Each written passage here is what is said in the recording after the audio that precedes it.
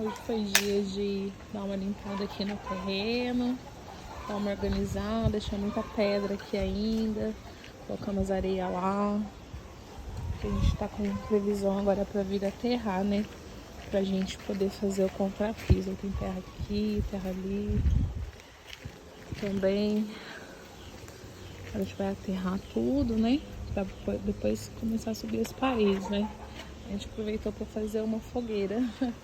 E aí, quem gosta de fogueira?